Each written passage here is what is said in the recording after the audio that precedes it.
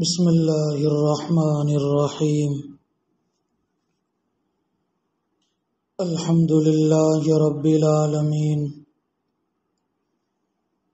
والصلاة والسلام علی سید الانبیاء والمرسلین والعاقبۃ للمتقین اما بعد اعوذ باللہ من الشیطان الرجیم بسم اللہ الرحمن الرحیم وذکر فإن الذکرى تنفع المؤمنین۔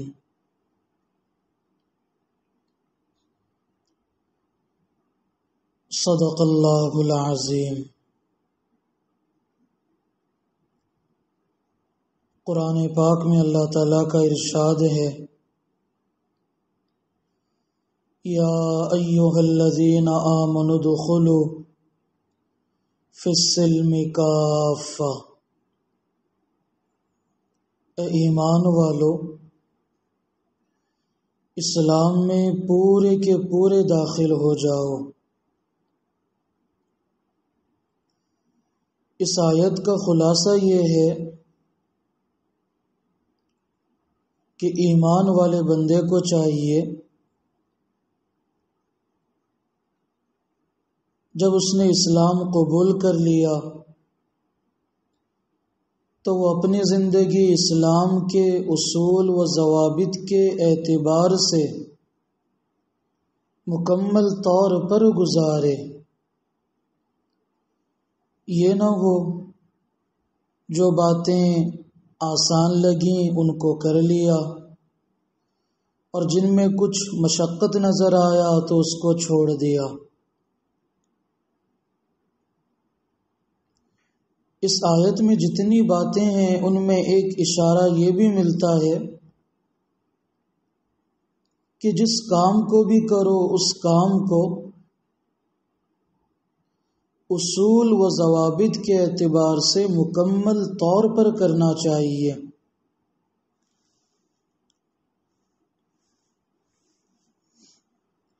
اسی طرح جب انسان ایمان والا بندہ اپنی اصلاح کے لیے مشائخ اعظام میں سے کسی کو اپنا شیخ بناتا ہے، اپنا ہاتھ اپنے شیخ کے ہاتھ میں دے دیتا ہے،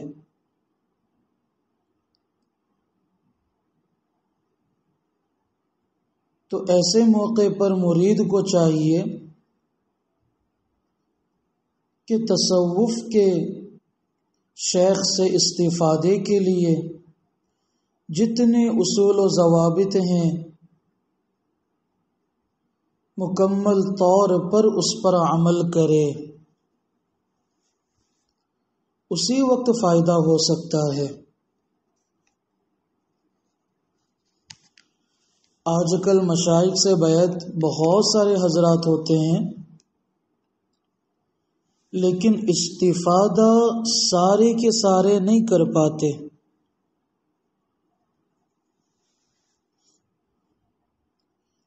یاد رکھنا چاہیے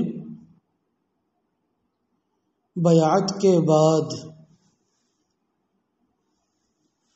مرید کو چاہیے کہ وہ اپنے شیخ سے مضبوط تعلق رکھے۔ مضبوط تعلق میں دو چیزیں بڑی ضروری ہیں، ایک ہے اطلاع حالات، یعنی جو اپنی حالت ہو، اپنی کیفیت ہو، اپنے اندر چھپے ہوئے امراض ہوں، اپنے سارے حالات کی اطلاع اپنے شیخ کو کرنا۔ اور جب ہم اپنے حالات بتائیں گے اور شیخ کی جانب سے جو ہدایات ہمیں ملیں گی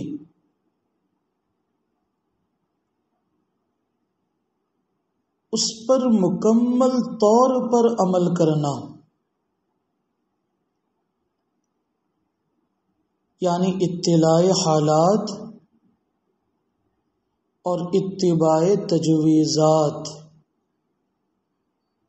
یعنی اتباع ہدایات۔ بیعت کے بعد اطلاع حالات اور اتباع ہدایات، یاد رکھنا چاہیے کہ راہ سلوک میں اپنی ذات کی اصلاح کے لیے شیخ کا یہ اہم حق ہوتا ہے۔ یعنی ہم نے بیعت کر لی، اب اپنے حالات اپنے شیخ کو بتائیں، یہ شیخ کا حق ہے، اور شیخ کے جانب سے جو ہدایات ملیں ان پر عمل کرنا،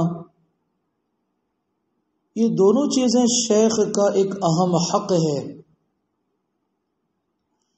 لیکن سالکین اس معاملے میں سستی اور کوتاہی کا معاملہ کرتے ہوئے نظر آتے ہیں، اس لیے اس لائن کی جو برکتیں ہیں وہ بعض دفعہ نہیں مل پاتی۔ اور بیعت کے بعد شیخ کا سب سے پہلا حق بھی یہی ہے کہ ہمارا جو شیخ سے تعلق رہے گا اس تعلق میں یہی دو چیزیں ہوں، اطلاع حالات اور اتباع تجویزات۔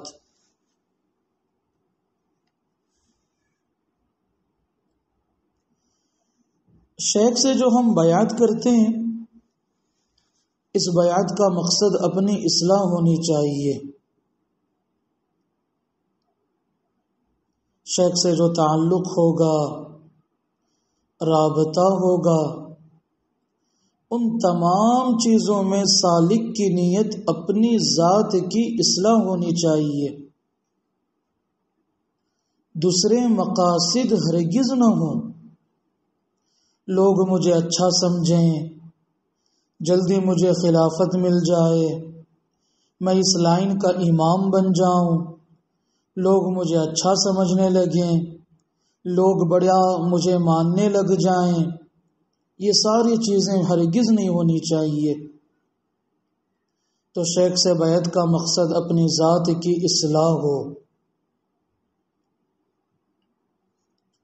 اصلاح کے لیے اور شیخ سے استفادے کے لیے 4 چیزیں بڑی ضروری ہیں۔ ہمارے حضرت حکیم الامت حضرت تھانوی رحمۃ اللہ علیہ کا شعر ہے، 4 شرطیں لازمی ہیں استفادے کے لیے، 4 شرطیں لازمی ہیں استفادے کے لیے، اطلاع و اتباع و اعتقاد و انقیاد۔ یہ 4 چیزیں یعنی اطلاع، اتباع، اعتقاد، انقیاد، یہ 4 چیزیں شرطیں ہیں راہ تصوف میں۔ ان 4 چیزوں کے بغیر مکمل طور پر شیخ سے استفادہ ہو ہی نہیں سکتا۔ اطلاع و اتباع بہت ضروری ہے، اس کے بغیر اسلام ممکن ہی نہیں۔ جہاں اپنے شیخ کے ساتھ تعلق رکھنے میں اطلاع و اتباع بہت ضروری ہے، وہیں پر ان 2 کے ساتھ اعتقاد اور انقیاد بھی ضروری ہے۔ شیخ سے بڑی عقیدت ہو، محبت ہو، اور انقیاد بھی بہت ضروری ہے۔ حضرت اقدس مولانا شاہ حکیم محمد اختر صاحب رحمۃ اللہ علیہ نے اتباع و انقیاد کا فرق بیان کیا ہے۔ یہ جو شعر میں دوسرا مصرع ہے، اطلاع و اتباع و اعتقاد و انقیاد، تو یہ اتباع اور انقیاد کیا فرق؟ حضرت سے کسی نے سوال کیا کہ حضرت بتائیں یہ اتباع میں کیا فرق ہے اور انقیاد کا کیا فرق؟ تو حضرت مولانا شاہ حکیم محمد اختر صاحب رحمۃ اللہ علیہ نے جواب ارشاد فرمایا، اتباع نام ہے ظاہر کی اطاعت کا، کہ شیخ کے ہر حکم کو بجا لائے، یعنی ظاہری اعتبار سے جو شیخ کی اطاعت ہوگی اس اطاعت کا نام ہے اتباع۔ شیخ نے جو حکم بھی دے دیا اس کو بجا لایا جائے۔ اور انقیاد نام ہے باطن کی تسلیم و تفویض و تصدیق کا، یعنی خلاصے کے اعتبار سے اس کو یوں سمجھا جا سکتا ہے کہ شیخ نے جو ہدایات دی دل سے ان ہدایات کا پابند رہے، یعنی ظاہری اعتبار سے بھی اطاعت ہو اور دل سے بھی اطاعت کا جذبہ ہو۔ بعض دفعہ دل نہیں مانتا شیخ کی کسی بات کو، ظاہری اعتبار سے اطاعت کر لیتے ہیں، لیکن اندر کا جو معاملہ ہے اس میں نفاق ہوتا ہے تو ترقی نہیں ہوتی۔ جب ترقی نہیں ہوتی تو پھر اللہ تعالیٰ کی معرفت کے حصول میں یہ چیز رکاوٹ بن جاتی ہے۔ اپنی رائے کو مطلق دخل نہ دے، یہ مفہوم ہے انقیاد کا۔ اپنی رائے کو مطلق دخل نہیں دینا چاہیے۔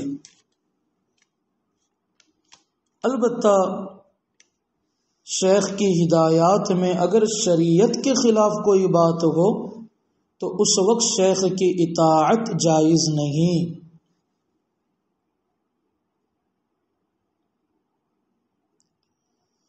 تو بیعت کا مقصد اصلاح ہے، اور اصلاح کے لیے سب سے پہلی چیز اطلاع کو اپنایا جائے۔ اطلاع سے مراد حالات کی اطلاع۔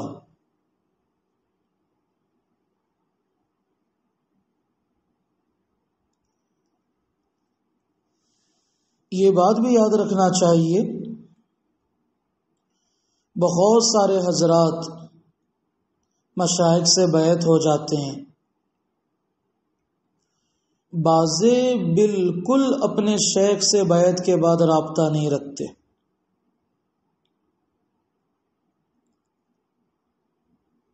بعضے رابطہ تو رکھتے ہیں لیکن اطلاع حالات کے ساتھ رابطہ نہیں رکھتے۔ اپنی کامل اصلاح کے لیے رابطہ بھی ضروری، اور رابطے میں اطلاع حالات کے ساتھ رابطہ رکھنا چاہیے۔ بعض سالکین بغیر اطلاع حالات کے اعتبار سے رابطہ رکھتے ہیں، شیخ کو فون کریں گے، خیر خیریت پوچھیں گے، یہ بھی ایک محبت کی علامت ہے، لیکن بیعت کا مقصد اپنی جو اصلاح ہے یہ اصلاح بغیر اطلاع حالات کے ممکن نہیں۔ صرف ظاہری اعتبار سے رابطہ رکھنے سے اصلاح نہیں ہوتی، اصلاح جو ہوگی وہ اطلاع اور اتباع سے ہوگی۔ آج سالکین اطلاع حالات کا مزاج بہت کم رکھتے ہیں اور ظاہری اعتبار سے رابطہ رکھنے والے بہت زیادہ ہوتے ہیں۔ تو رابطہ جو ہمارا ہوگا وہ صرف خیر خیریت کے لیے نہ ہو، صرف دعا کی گزارش کرنے کے لیے نہ ہو، بلکہ ہمارا رابطہ اطلاع حالات اور اتباع ہدایات کے اعتبار سے ہو۔ جب ہمارا اپنے شیخ سے رابطہ اطلاع حالات اور اتباع ہدایات کے اعتبار سے ہوگا بہت جلدی اصلاح کا دروازہ کھل جائے گا، اللہ تعالیٰ کی معرفت ملے گی، نماز میں حضوری کی کیفیت ملے گی، اللہ تعالیٰ کا نام لینے میں مزہ آئے گا۔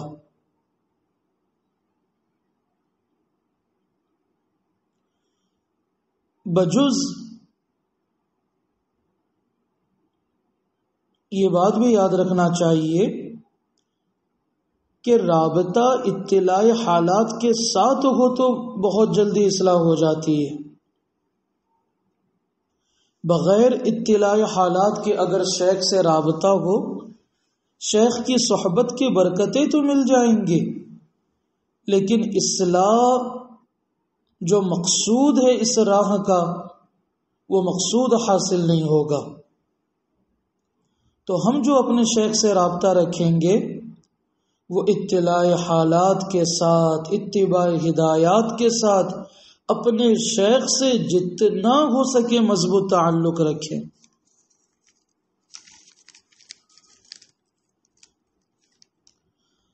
آج کے اس مجلس میں جو یہ ترغیب دی جا رہی ہے کہ ہمارا رابطہ اپنے شیخ سے اطلاع حالات کے اعتبار سے ہو، اتباع ہدایت کے اعتبار سے ہو، تو اطلاع حالات کے اعتبار سے آج کی اس مجلس میں چند رہنما اصول بیان کیے جاتے ہیں کہ ہم کس انداز سے اپنے حالات اپنے شیخ کے سامنے رکھیں تاکہ ہماری اصلاح جلدی ہو سکے۔ جو مرید، جو سالک اپنے شیخ سے اطلاع حالات و اتباع ہدایات کے اعتبار سے رابطہ نہیں رکھ سکتا یا نہیں رکھتا، بعض دفعہ سالوں سال گزر جانے کے بعد بھی اصلاح نہیں ہوتی،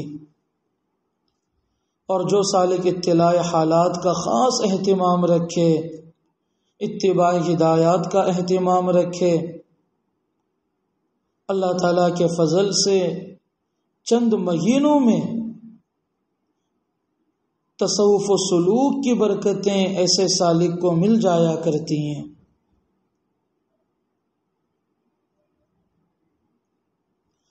سب سے پہلی یہ بات یاد رکھیں، شیخ کو اپنا محسن سمجھے، شیخ کو اپنا محسن سمجھے، اور شیخ کو اپنی اصلاح کے لیے، روحانی امراض کے لیے، اپنے لیے شیخ کو اپنا ڈاکٹر اور طبیب روحانی سمجھیں۔ جب تک شیخ کو اپنا محسن نہیں سمجھیں گے یا اپنے روحانی امراض کے لیے شیخ کو اپنے لیے ڈاکٹر اور طبیب نہیں سمجھیں گے، اس وقت تک اطلاع حالات کا جذبہ پیدا نہیں ہو سکتا۔ تو سب سے پہلا یہ اصول یاد رکھیں، اطلاع حالات میں شیخ کو اپنے لیے اپنا محسن سمجھے اور شیخ کو اپنے لیے اپنا روحانی ڈاکٹر سمجھیں۔ دوسرا اصول، اطلاع حالات میں ہم جو اپنے احوال اپنے شیخ کے سامنے بیان کریں گے تو سالکین کو چاہیے کہ وہ اپنے احوال کھل کر بیان کرے، بالکل کھل کر بیان کرے۔ جو مرید جتنے اپنے احوال کھل کر بیان کرتا ہے اس کی اصلاح اتنی جلدی ہو جایا کرتی ہے۔ اشاروں میں کبھی اپنے احوال بیان نہ کیے جائیں، اشاروں میں کبھی اپنے احوال بیان نہ کیے جائیں، اس لیے کہ جو مرید اشاروں میں اپنے احوال بیان کرے گا، صاف اس بات کی علامت ہے جو طلب ہونی چاہیے اصلاح کے لیے، ترقی کے لیے، وہ طلب اس میں نہیں۔ اگر سچی طلب ہوتی تو اپنے احوال کھل کر اپنے سامنے، اپنے شیخ کے سامنے بیان کر دیتا۔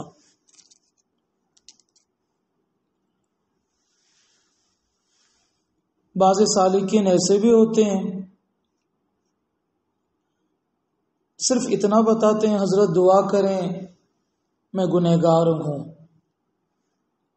یاد رکھیں اگر کوئی بیمار ڈاکٹر کے پاس جائے اور یہ کہے کہ ڈاکٹر صاحب دعا کریں میں بیمار ہوں بتائیں علاج ہوگا، یا یہ کہیں کہ ڈاکٹر میں بیمار ہوں ذرا کوئی دوائیں دے دے، بلکہ اپنی بیماریوں سے خود کو بچانے کے لیے جب بندہ بیمار ہو جاتا ہے تو ڈاکٹر سے اپنے احوال کھول کھول کر بیان کرتا ہے. جس سر میں درد ہو رہا ہے، پیٹ میں فلاں تکلیف ہو رہی ہے، اپنی بیماریاں کھل کھل کر بیان کرتا ہے. تو گناہ کے سلسلے میں بھی یہ بات یاد رکھیں کہ تقاضائے گناہ کو تفصیل کے ساتھ بتا دینا چاہیے.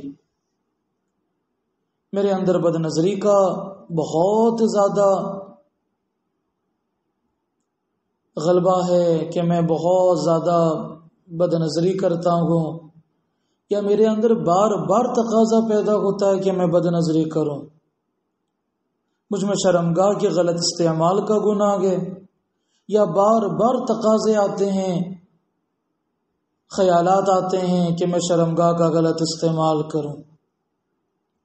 تو جس اعتبار سے بھی روحانی بیماریاں ہوں، آنکھوں کا غلط استعمال، کانوں کا غلط استعمال، زبان کا غلط استعمال، حسد، کینہ، بغض، عداوت، غصہ، کدورت، بدگمانی، بد احتیاطی اور اسی طرح بد زبانی، جتنی چیزیں ہیں جس کا تعلق روحانی بیماریوں سے ہے اپنے احوال کھل کر بیان کرے. موبائل کا غلط استعمال کرتا ہوں، نہ چاہتے ہوئے بھی موبائل کا غلط استعمال ہو جاتا ہے. اپنے احوال بتانے میں اپنے شیخ کے سامنے کبھی نہ شرمائیں. ہمارے حضرت والا دامت برکاتہم ارشاد فرماتے ہیں شیخ کے سامنے مرید کو کھلی کتاب کی طرح ہونا چاہیے، کھلی کتاب کی طرح ہونا چاہیے. یاد رکھنا چاہیے کہ جو مرید جتنے اپنے احوال کھل کر بیان کرے گا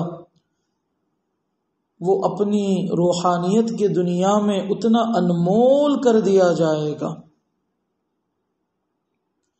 کسی نے کیا خوب کہا، جب تک بکے نہ تھے کوئی پوچھتا نہیں تھا، جب تک بکے نہ تھے کوئی پوچھتا نہیں تھا، تم نے ہمیں خرید کر انمول کر دیا.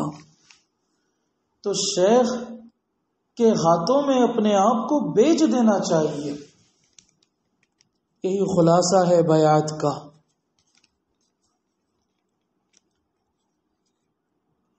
اسی طرح ایک اصول یہ بھی یاد رکھیں، اطلاع حالات میں، اپنے حالات بتانے میں اپنے مہلک امراض کو مقدم رکھیں. حالات بتانے سے مراد صرف اپنی خوبیاں بیان نہ کریں کہ میں قرآن اچھا پڑھ لیتا ہوں، 5 وقت کی نماز پڑھتا ہوں. ایک بزرگ فرماتے تھے اللہ تعالیٰ 70 نیکیوں سے اتنا خوش نہیں ہوتے جتنا اللہ تعالیٰ ایک گناہ سے بچنے پر خوش ہوتے ہیں. ہماری یہ ساری محنت اپنے آپ کو گناہوں سے بچانے کی ہے. حکیم الامت حضرت تھانوی رحمۃ اللہ علیہ فرماتے تھے تصوف کا مقصود ہی یہی ہے کہ ہمارے جسم سے ریشے ریشے سے انگ سے گناہوں کا کھوٹ نکل جائے. یہ مقصود ہے تصوف کا. تو اپنے حالات بتانے میں اپنے اندر پائی جانے والی جو مہلک بیماریاں ہیں، غصہ، شہوت، بد نظری، بدگمانی، جتنے امراض ہیں ان امراض کو مقدم رکھا جائے. آج سالکین اپنے روحانی امراض اپنے مشائخ کے سامنے بیان نہیں کرتے، بلکہ آج بعض سالکین اپنی خوبیاں بیان کرتے ہیں۔ یاد رکھنا چاہیے کہ سچا طالب وہ ہوتا ہے جو شیخ کے سامنے بجائے اپنے خوبیاں بیان کرنے کے اپنی کمیاں بیان کرے، اپنی کمیاں بیان کرے۔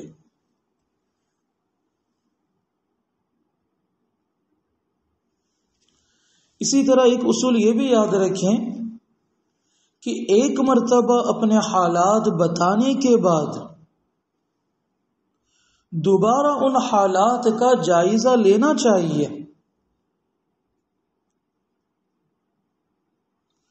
اور دوبارہ ان حالات کی اطلاع بھی دے تاکہ شیخ کو پتہ چلے کہ اس کے حالات میں فرق آیا یا نہیں آیا۔ یہ جو آج کی اس مجلس میں ترغیب دی جا رہی ہے کہ اپنی اصلاح کے لیے اپنے شیخ سے تعلق رکھا جائے اور تعلق میں اطلاع حالات کی اہمیت بیان کی جا رہی ہے، تو اس کا یہ مطلب ہرگز نہیں ہے کہ ایک مرتبہ اپنے حالات بیان کر دیے جائیں پھر اس کے بعد کبھی تذکرہ نہ کریں، یہ مطلب ہے ہی نہیں۔ بار بار اپنے حالات بیان کریں، بار بار اپنے حالات کا جائزہ لیں، اطلاع حالات کے بعد اتباع ہدایات کے اعتبار سے اپنے حالات کا جائزہ لیتے رہنا چاہیے۔ تو ایک مرتبہ حالات بتانے کے بعد دوبارہ ان حالات کی اطلاع دے اپنے شیخ کو تاکہ پتہ چلے کہ حالات میں فرق آیا یا نہیں آیا۔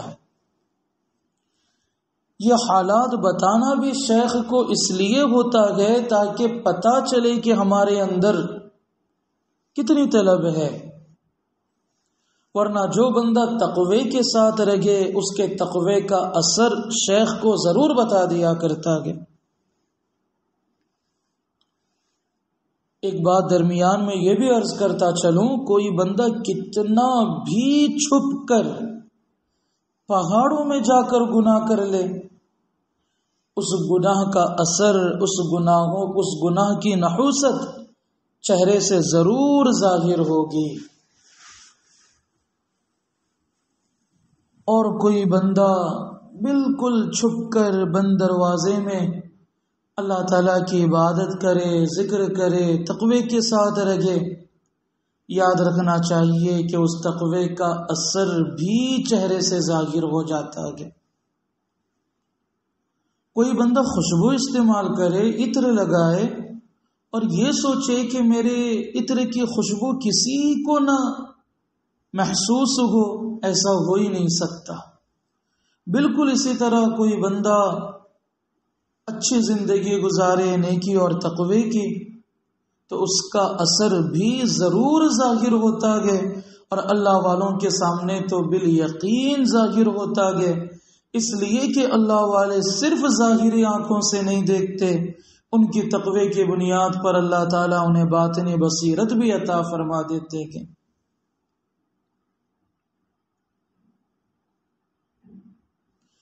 اسی طرح یہ بات بھی یاد رکھیں کہ اپنے حالات اپنی اصلاح کے لیے صرف اپنے شیخ کو بتائے، دیگر مشائخ کو نہ بتائے، شیخ کی دیگر مریدوں کو نہ بتائیں۔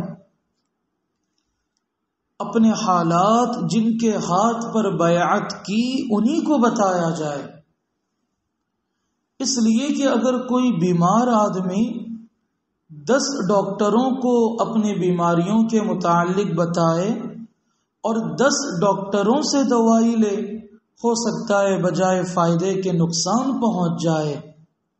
اپنا علاج جس طرح ظاہری اعتبار سے ایک ڈاکٹر سے کراتے ہیں، اسی طرح راہ سلوک میں بھی اپنی اصلاح کے لیے ایک ہی شیخ سے تعلق ہو اور اپنے اسی شیخ سے اپنے احوال بیان کیے جائیں، نہ دیگر مشائخ سے اور نہ شیخ کے مریدوں سے۔ مبتدی کا جو راہ سلوک میں ابھی ابھی چل رہا ہو، یاد رکھنا چاہیے کہ مبتدی کا اپنے اچھے احوال بھی دوسروں کو بیان کرنا یہ بھی بڑی مہلک بیماری ہے۔ بعض دفعہ بیعت سے پہلے کچھ روحانی بیماریاں نہیں ہوتی جو بیعت کے بعد پیدا ہو جاتی ہیں، جیسے شہرت کا مرض آ جاتا ہے، لوگ مجھے نیک سمجھیں، یہ مرض بھی پیدا ہو جاتا ہے۔ بعض دفعہ اگر اپنی اصلاح نہ کروائی جائے تو دوسروں کو حقیر سمجھنا، یہ مرض بھی پیدا ہو جاتا ہے۔ یہ ساری مہلک بیماریاں ہیں جو بعض دفعہ بیعت سے پہلے نہیں ہوتی، بیعت کے بعد پیدا ہو جاتی ہیں۔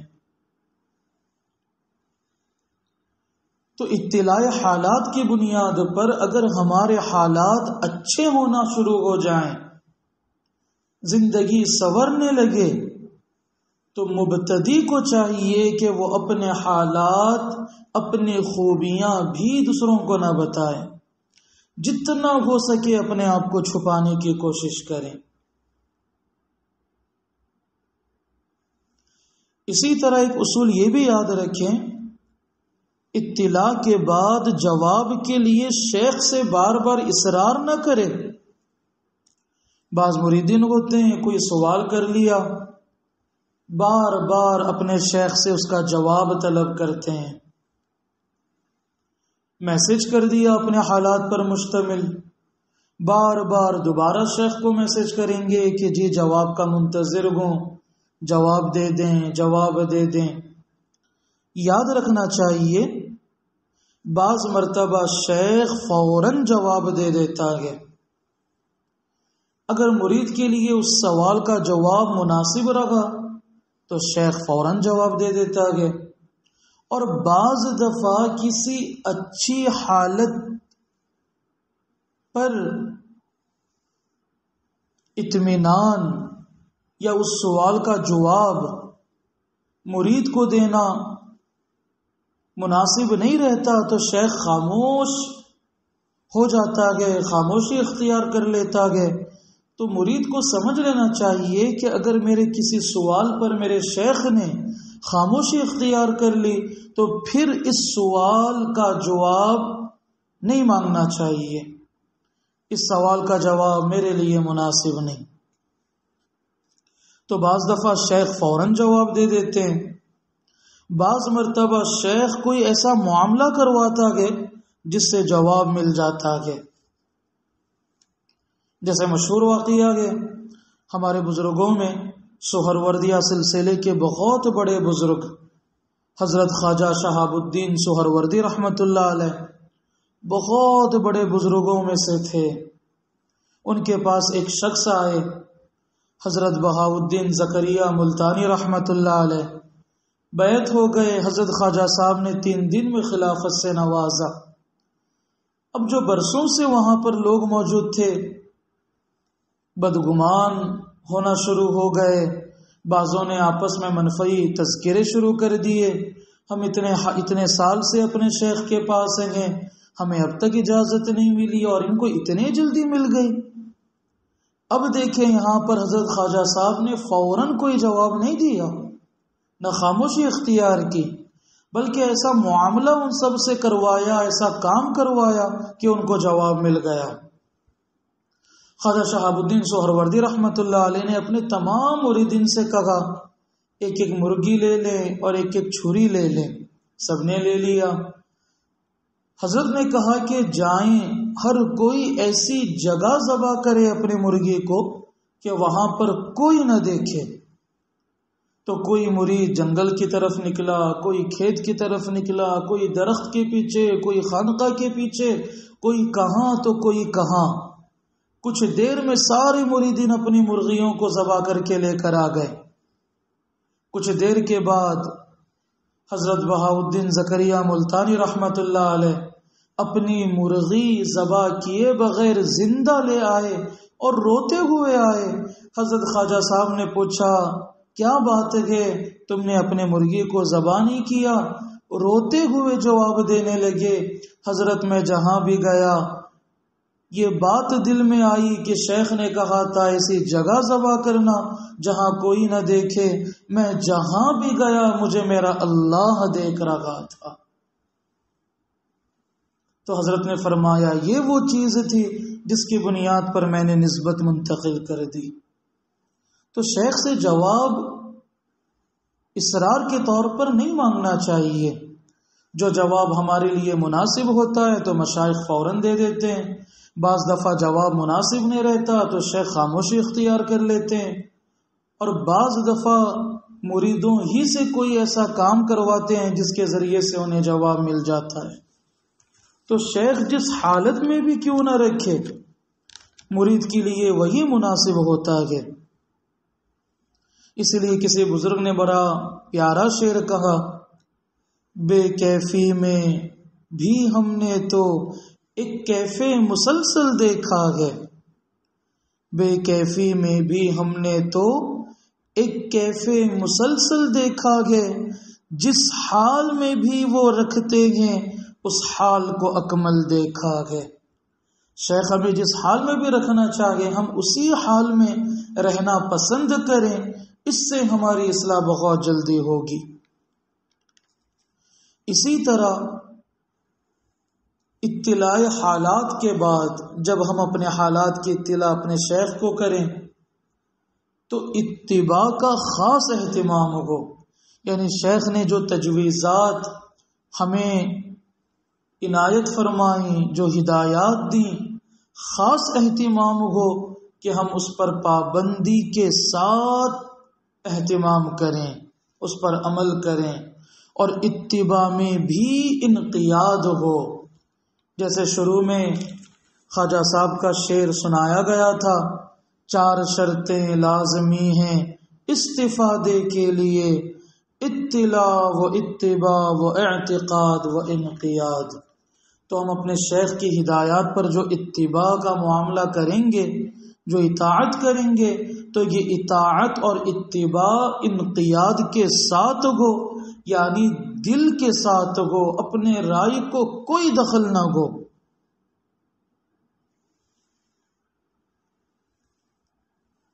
اطلاع حالات کے بعد اتباع ہدایات کی بھی اطلاع کرے۔ اپنے حالات کی ہم نے جس طرح اطلاع کی، شیخ نے جو تجویزات پیش کی، ہدایات ارشاد فرمائیں، ان ہدایات پر عمل کے بعد بھی اس کی اطلاع شیخ کو کرتا رہے۔ اس سے مزید شیخ کا دل خوش ہوگا، جب دل خوش ہوگا تو دل سے دعائیں نکلیں گی۔ یاد رکھیں، ایک ہوتا ہے شیخ سے دعا کی گزارش کر دینا، ایک ہوتا ہے شیخ کا دل خوش کر دینا۔ جب دل خوش ہوتا ہے تو دل سے دعائیں نکلتی ہیں، اور جب دل سے دعائیں نکلتی ہیں تو بہت جلدی راستہ طے ہو جایا کرتا ہے۔ آج سالکین میں یہ بھی ایک بڑی کمزوری ہے، اپنے حالات کی اطلاع کرنے کے بعد شیخ کی جانب سے جو ہدایات ملتے ہیں، ان ہدایات پر عمل کی بھی اطلاع کرنی چاہیے، جو آج سالکین بعض سالکین نہیں کیا کرتے۔ جیسے کسی نے حضرت سے دعا کی، شیخ سے دعا کروائی، حضرت میں بیمار ہوں میرے لیے دعا کریں۔ جب افاقہ محسوس ہو تو اس کی بھی اطلاع کر دی جائے، حضرت میں نے آپ سے گزارش کی تھی، آپ نے میرے حق میں دعا فرمائی تھی، الحمدللہ اب میری طبیعت اچھی ہے۔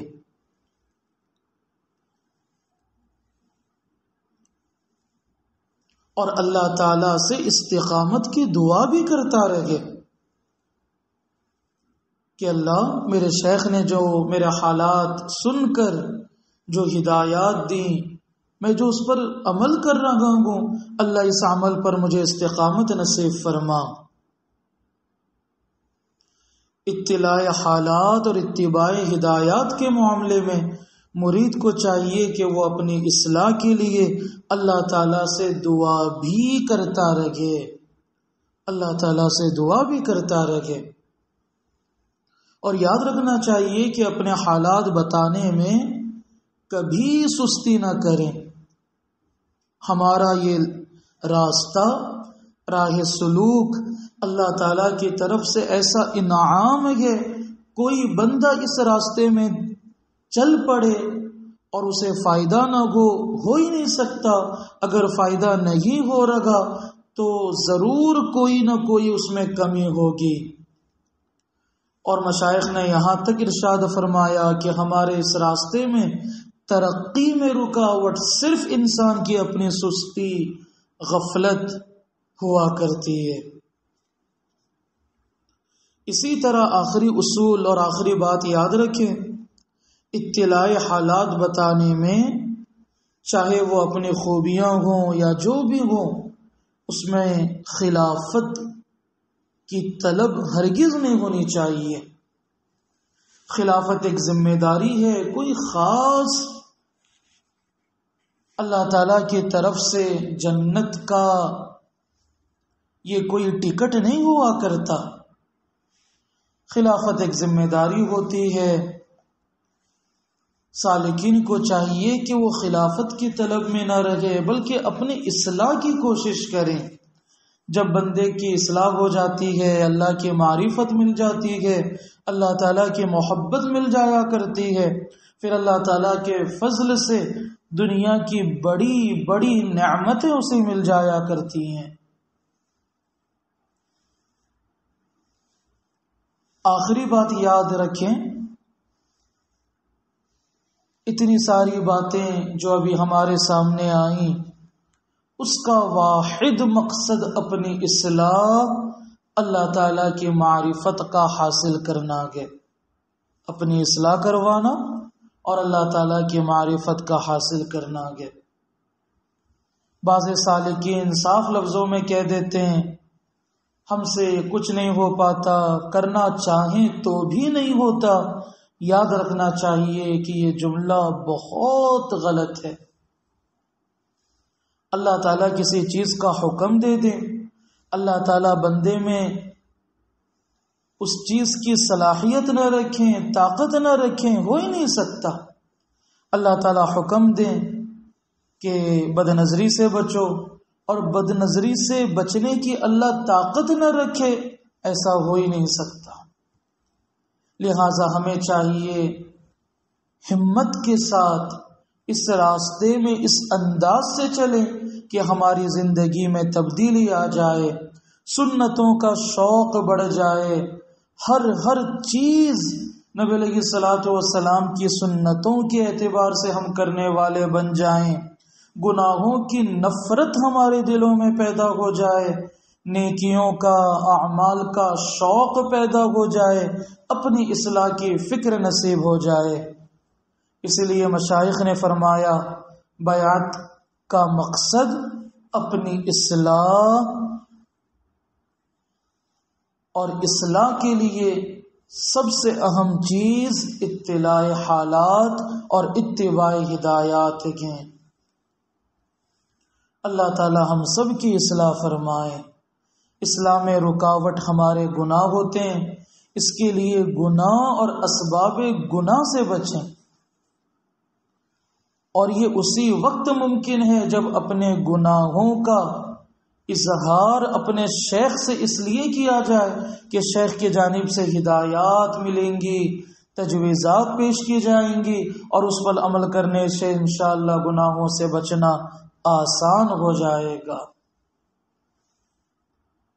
اللہ تعالی ہمیں اپنی اصلاح کی صحیح فکر عطا فرمائے. یاد رکھیں بیعت کا مقصد اللہ تعالیٰ کی رضا ہے، نبی کریم صلی اللہ علیہ وسلم کی اتباع ہے، اپنی ذات کی اصلاح ہے، اور ان تمام چیزوں میں رکاوٹ ہمارے گناہ ہیں. کتنا خوش نصیب ہوگا وہ بندہ جسے اللہ تعالیٰ کی رضا نصیب ہو، ہر عمل میں سنتوں کا اہتمام نصیب ہو، اپنی اصلاح کی صحیح فکر نصیب ہو. ان تینوں چیزوں میں رکاوٹ ہمارے گناہ بنتے ہیں، اور ان گناہوں سے بچنے کے لیے اپنے حالات کی اطلاع اپنے شیخ سے بتاتے رہنا چاہیے. اللہ تعالیٰ سے دعا ہے اللہ تعالیٰ ہم تمام کو ان کہی ہوئی باتوں پر 100% عمل کی توفیق عطا فرمائے۔ اللہ تعالی ہمارے ظاہر کی اصلاح فرمائے، ہمارے باطن کی اصلاح فرمائے۔ کسی نے کیا پیارا شعر کہا، میرا ظاہر سنور جائے الہی، میرا ظاہر سنور جائے الہی، میرے باطن کی ظلمت دور کر دے، میرا ظاہر سنور جائے الہی، میرے باطن کی ظلمت دور کر دے۔ اللہ تعالی ہمارے ظاہر کی بھی اصلاح فرمائے، ہمارے باطن کی بھی اصلاح فرمائے۔ اللہ تعالی ہمارے ظاہر کو سنت نبوی سے سجائے اور ہمارے باطن کو اپنی معرفت کے نور سے منور فرمائے۔ وآخر دعوانا ان الحمد للہ رب العالمین۔